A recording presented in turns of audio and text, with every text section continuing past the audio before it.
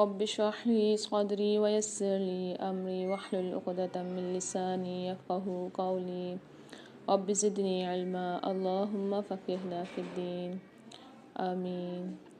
آج ہم سورہ بقرہ کی آیت نمبر 188 189 پڑھیں گے انشاءاللہ۔ بسم اللہ الرحمن الرحیم ولا تأكلوا أموالكم بينكم بالباطل وتدلوا بها إلى الحكام لتأكلوا فريقا من أموال الناس بالإثم وأنتم تعلمون۔ ولا تأكلوا میں تا کے ساتھ جو الف آ رہا ہے اس پہ سکون آ رہا ہے یعنی جزم، تو اس کو ہم جھٹکا دے کے پڑھیں گے تا کو۔ کلو میں لام کے ساتھ واو مدہ اور مد آ رہا ہے تو یہاں 3 سے 4 الف کی مقدار کھینچ کے پڑھیں گے لام کو۔ اموالکم بینکم بالباطل وتدلوا بها إلى الحکام، بہا میں ہا کے ساتھ الف اور مد ہے، یہاں پر بھی ہا 3 سے 4 الف کی مقدار کھینچ کے پڑھیں گے۔ حکام میں ہا کو کاف کے ساتھ ملا کے سختی اور جماؤ کے ساتھ پڑھیں گے اور کاف کو کھینچ کے پڑھیں گے ایک الف مقدار۔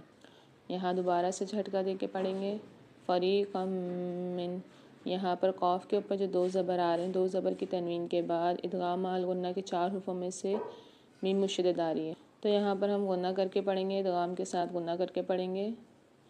من اموال الناس میں یہاں پر نون ساکن کے بعد اظہار حلقی کے 6 حرفوں میں سے حمزہ آ رہا ہے تو اظہار کر کے پڑھیں گے۔ اموال الناس میں نون پر مشدد ہے، غنہ کر کے پڑھیں گے اور کھینچ کے بھی پڑھیں گے الف مقدار۔ بالاسم وانتم تعلمون، یہاں پر بھی نون ساکن کے بعد تا آ رہی ہے، فمال غنہ کے 15 حرفوں میں سے یہاں غنہ کر کے پڑھیں گے۔ اب میرے ساتھ پڑھیے وَلَا تَأْكُلُوا أَمْوَالَكُمْ بَيْنَكُمْ بِالْبَاطِلِ وَتُدْلُوا بِهَا إِلَى الْحُكَّامِ لِتَأْكُلُوا فَرِيقًا من أموال الناس بالإثم وأنتم تعلمون۔ اب اس کا ترجمہ کریں گے۔ وَلَا تَأْكُلُوا، اور نہ تم کھاؤ، اموالکم اپنے مالوں کو، بینکم آپس میں، بالباطل باطل طریقے سے، وتدلوا اور نہ تم پہنچاؤ، بہا انہیں، الی الحکام طرف حاکموں کے، لتأکلوا تاکہ تم کھاؤ، فریقاً ایک حصہ، من اموال مالوں میں سے، الناسی لوگوں کے، بالاسم ساتھ گناہ کے، وانتم حالانکہ تم، تعلمون تم جانتے ہو۔ اب اس کی تفسیر کریں گے۔ تو پیارے صالحات، اس آیت میں وَلَا تَأْكُلُوا أَمْوَالَكُمْ، روزے کی حالت میں اللہ کے حکم سے آدمی نہایت مرغوب اور حلال چیزیں ترک کر دیتا ہے۔ اس مناسبت سے اب حرام سے بچنے کی تلقین فرمائی۔ جو مال بھی ناجائز طریقے سے حاصل کیا جائے، خواہ اس میں مالک کی رضامندی بھی شامل ہو، وہ باطل یعنی ناحق طریقے سے کھانا ہے۔ مثلا سود، زنا کی اجرت، نجومی کی فیس، شراب کی فروخت، لاٹری یا جوئے کے ذریعے سے کمائی جانے والے گانے بجانے کی اجرت، الغرض تمام ناجائز وسائل باطل کے ساتھ کمانے میں آ جاتے ہیں۔ اس آیت اور حدیث سے ان کی بات کا باطل ہونا ظاہر ہے۔ دوسرا معنی اس آیت کا یہ ہے کہ حکام کو بطور رشوت مال دے کر دوسرے کا حق باطل طریقے سے نہ کھاؤ۔ تو پیارے صالحات، اس آیت میں یہ آیت مالی معاملات میں دیانت، انصاف اور حلال کمائی کا مکمل ضابطہ سکھاتی ہے۔ اللہ پاک ہمیں بتاتے ہیں کہ ناجائز طریقے سے مال لینا حرام ہے۔ رشوت، دھوکہ، جھوٹا مقدمہ سب گناہ ہے۔ قانون کو استعمال کر کے بھی اگر حق نہ ہو تو مال لینا حرام ہی رہتا ہے۔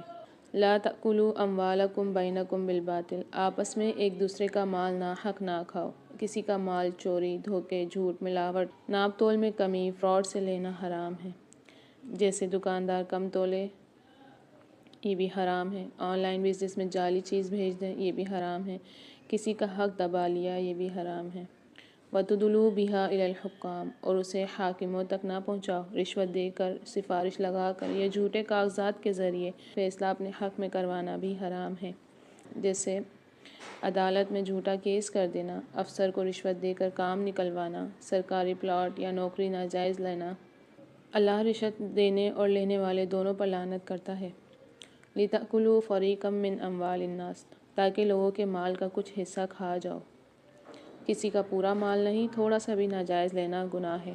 جیسے وراثت میں بہن کا حصہ کم کر دینا، ملازم کی تنخواہ روک لینا، مزدور کی اجرت دبانا۔ یقیناً ظلم قیامت کے دن اندھیروں کا سبب ہوگا۔ بالاسم، گناہ کے ساتھ، جو مال گناہ سے آئے ہو، برکت سے خالی، دل کو بے سکون کر دینے والا، نسلوں کے لیے نقصان دہ ہوتا ہے۔ جیسے حرام کمائی سے گھر میں لڑائیاں ہوتی ہیں، اولاد نافرمان ہوتی ہے، دل میں چین نہیں ہوتا، سکون نہیں ہوتا۔ وَأَنْتُمْ تَعْلَمُونَ، حالانکہ تم جانتے ہو۔ جان بوجھ کر غلط کام کرنا سب سے بڑا جرم ہے۔ پتہ ہے رشوت حرام ہے پھر بھی دی، معلوم ہے حق نہیں پھر بھی لے لیا۔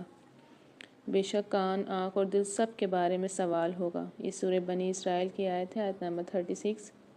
یہ آیت ہمیں پیغام دیتی ہے کہ حلال کماؤ چاہے کم ہو، رشوت، فراڈ، دھوکہ سب حرام ہے۔ حرام مال عبادت کو بھی کمزور کر دیتا ہے۔ اب سورہ بقرہ کی آیت نمبر 189 پڑھیں گے۔ بسم اللہ الرحمن الرحیم۔ یسألونک عن الأہلة قل هي مواقیت للناس والحج وليس البر بأن تأتوا البيوت من ظهورها ولكن البر من اتقى وأتوا البيوت من أبوابها واتقوا الله لعلكم تفلحون۔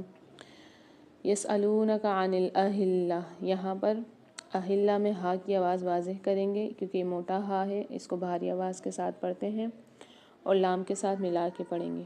قل هي مواقیت للناس والحج، نون میں غنہ کر کے پڑھیں گے۔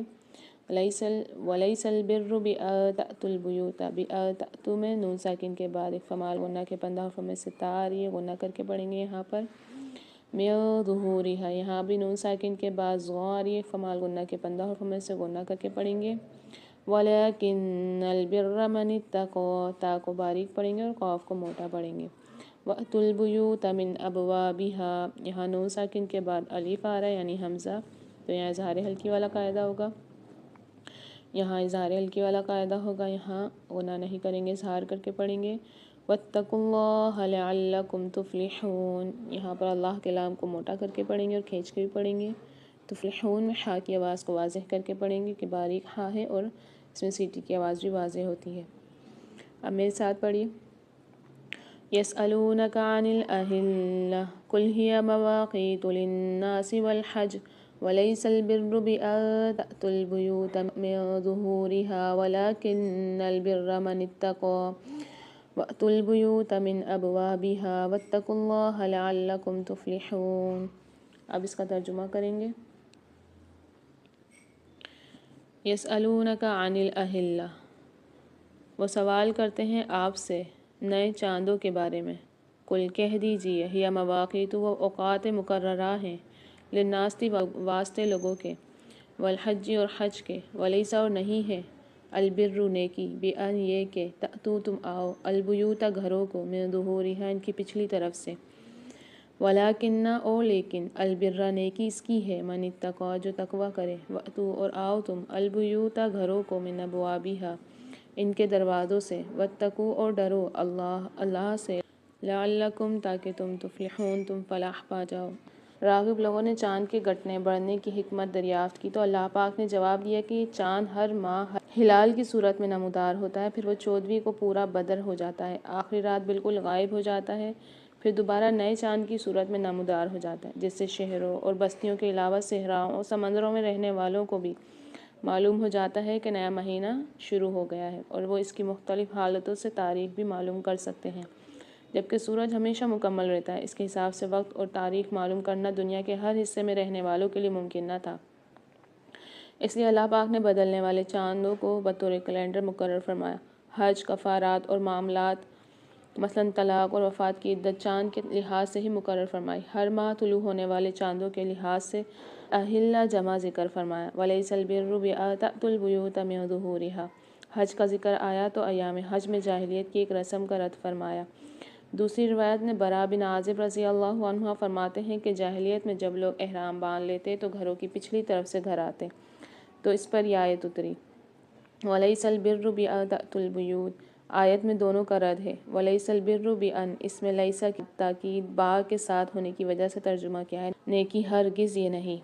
تو پیاری صالحات، اس آیت میں ہمیں بتایا جا رہا ہے لوگ آپ سے نئے چاندوں کے بارے میں پوچھتے ہیں، کہہ دیجئے یہ لوگوں اور حج کے اوقات مقرر کرنے کے لیے ہیں، اور نیکی یہ نہیں کہ تم گھروں میں پیچھے کے دروازوں سے داخل ہو، بلکہ نیکی تو یہ ہے کہ انسان تقوی اختیار کرے اور گھروں میں ان کے دروازوں سے داخل ہوا کرو اور اللہ سے ڈرتے رہو تاکہ تم کامیاب ہو جاؤ۔